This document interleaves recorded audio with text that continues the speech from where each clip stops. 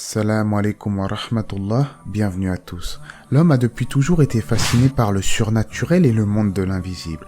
On en avait déjà parlé sur la chaîne que l'existence des djinns n'est pas un mythe, mais une réalité. J'avais détaillé dans une vidéo la catégorie des djinns. Je mettrai le lien en fin de vidéo. Pour l'heure, penchons-nous sur l'origine, l'histoire de ces êtres mystérieux. On en parle tout de suite, après la petite intro.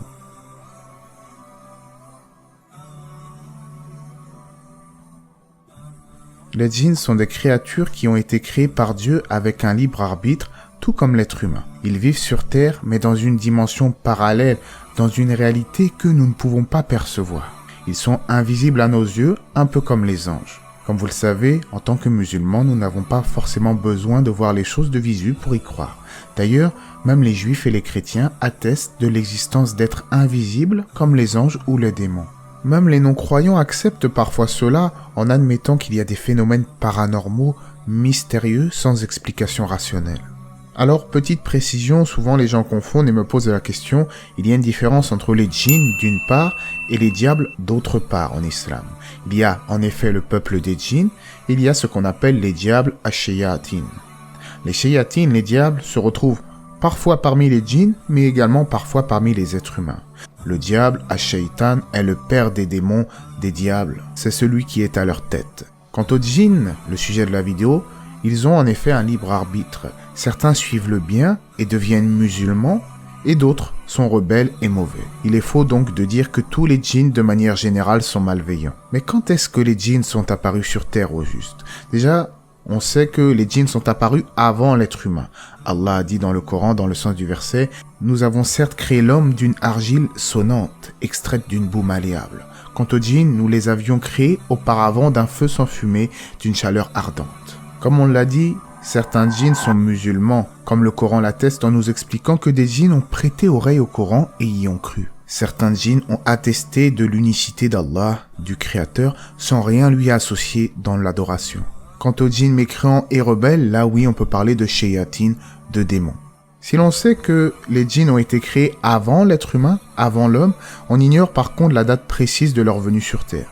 Ont-ils vécu en même temps que les dinosaures? Ça, nous l'ignorons, Allah seul en a la connaissance. On a tout de même quelques infos. De nombreux exégètes ont rapporté que les djinns ont été créés avant Adam alayhi salam et qu'il y avait sur Terre des créatures appelées El-An et El-Ban. Allah a alors envoyé les djinns sur Terre pour les remplacer. Il est également rapporté d'Ibn Abbas que les djinns ont jadis semé la corruption et le désordre sur Terre. Finalement, après avoir semé le chaos sur Terre, ils seront chassés sous ordre d'Allah par Iblis et un groupe d'anges qui vont les chasser vers les îles des mers. En effet, à cette époque, Iblis ne s'était pas encore rebellé contre son créateur. Pour récapituler, synthétiser, les djinns sont des créatures d'Allah créées de feu, ils sont dotés de libre arbitre, de choisir entre la foi et la mécréance. Ils sont invisibles à nos yeux, certains sont masculins, d'autres féminins, certains sont redoutables comme les ifrit et certains prennent l'apparence d'humains ou d'animaux. Des djinns sont également décrits comme étant dotés d'ailes qui s'envolent dans les airs, mais tout cela est expliqué dans ma vidéo sur la catégorisation des djinns. Alors, une question que les gens se posent, est-ce que les djinns croyants entreront au paradis? Alors, les savants ont divergé à ce sujet, mais l'opinion la plus juste est qu'ils entreront en effet au paradis. Allah dit dans le Coran, dans le sens du verset, « Celui qui aura craint de se tenir devant son Seigneur aura 2 jardins. Quel bienfait de votre Seigneur nierez-vous » Alors, ce qui revient le plus souvent dans l'esprit des gens lorsqu'on aborde le sujet des djinns, c'est le cas des possessions. Dieu, en effet, a accordé la faculté à ses créatures de pouvoir posséder les gens, mais cela afin de les éprouver. S'ils oppriment les autres avec ce genre de pouvoir, ils auront des comptes à rendre au jour de la résurrection. Ils n'ont pas à faire cela en réalité. Ils n'ont pas à interférer dans le monde des êtres humains. Ceux qui font cela, c'est qu'ils ont choisi délibérément de faire le mal. Pour cause, l'être humain a depuis toujours connu des histoires de créatures étranges, de phénomènes paranormaux. En réalité, ce sont des djinns qui prennent diverses apparences. Tantôt ils prennent l'apparence d'êtres humains, tantôt ils prennent l'apparence d'animaux. Malheureusement, beaucoup de sociétés contemporaines se sont parfois saisies de ce genre de phénomène à des fins purement commerciales, avec des films comme L'Exorciste, Conjuring, je ne sais quoi. Je suis convaincu qu'il y a parfois des histoires inventées de toutes pièces pour faire un maximum de bénéfices au box-office. Ces histoires de possession sont devenues juste un moyen d'effrayer les gens et de les distraire. Mais lorsqu'il y a effectivement possession, eh bien on dit que ce sont des djinns malveillants, en effet de véritables démons, ash-shayatin, et qu'Allah nous préserve de cela. Évidemment, pour se protéger des djinns, ce n'est pas avec la croix, innovation, hérésie de l'Église, que Jésus d'ailleurs n'a jamais prôné, que vous arriverez à vous préserver de cela. Ce n'est pas non plus avec des incantations sataniques ou des invocations vouées à autre qu'Allah que vous arriverez à vous prémunir de leur mal. L'unique façon, la pure et saine manière de se protéger, de se préserver des démons, c'est la foi en Dieu unique et en tous ses prophètes sans exception. Également le recours aux invocations légiférées. Seule la parole d'Allah, Al-Qur'an, vous protégera de ces djinns malfaisants. Celui qui a une foi ferme, il n'a pas à craindre ces créatures.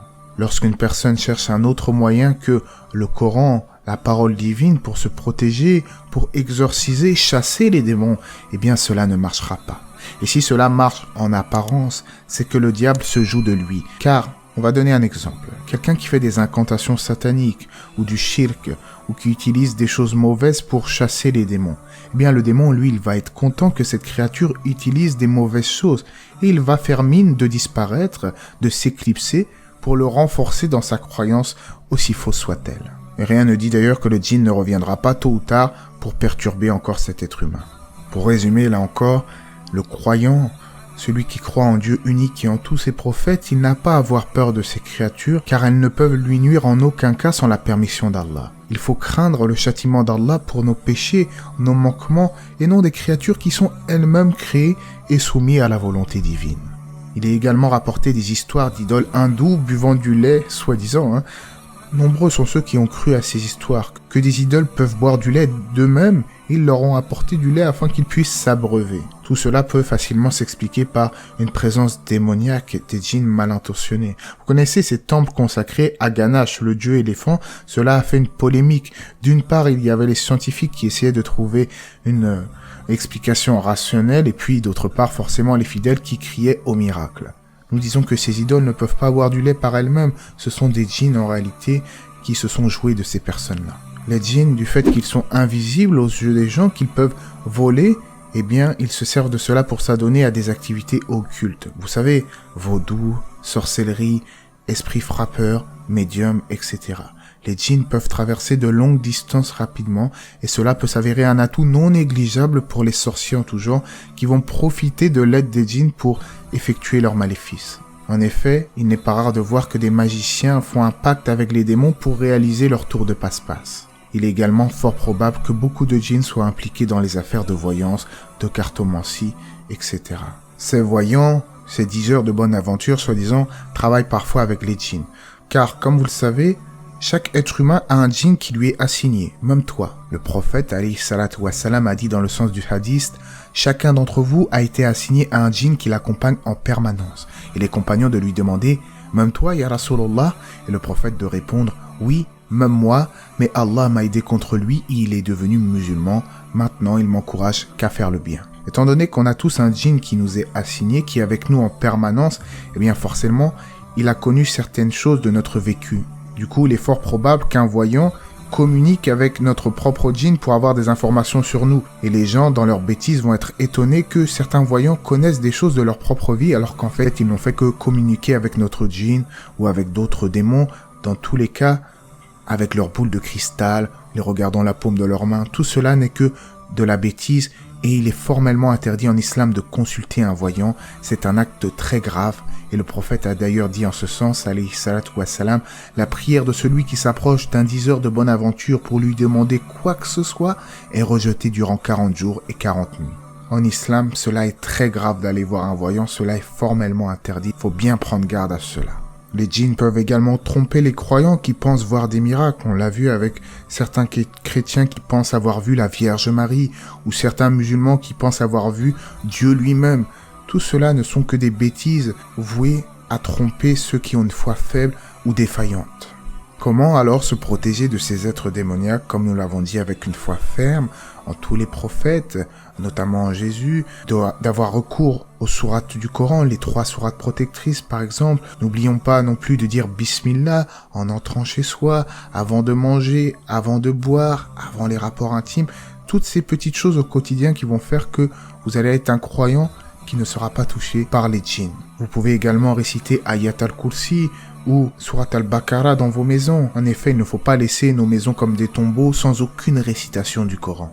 Vous l'avez compris, en conclusion, même s'il y a des djinns croyants, musulmans, il y en a également qui sont mauvais, mais il ne faut pas avoir peur d'eux, il faut placer notre confiance en Allah. Le véritable croyant ne craint ni Satan ni les djinns, il s'en remet à Allah, il s'en remet à Dieu dans toutes les situations. Allah c'est mieux, j'espère que cela vous aura été bénéfique, n'hésitez pas à aimer la vidéo, à vous abonner, que la paix et les bénédictions d'Allah soient sur le prophète, sa famille et ses compagnons.